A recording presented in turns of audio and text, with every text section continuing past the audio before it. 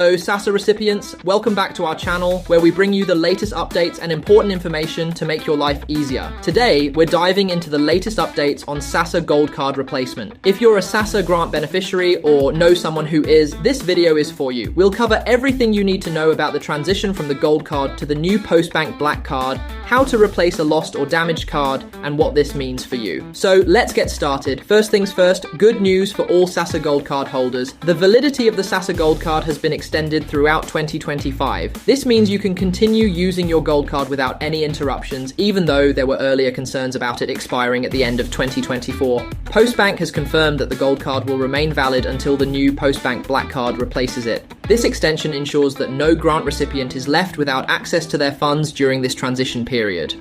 Now, let's talk about the new Postbank Black Card. This card is set to replace the Gold Card and has some exciting new features.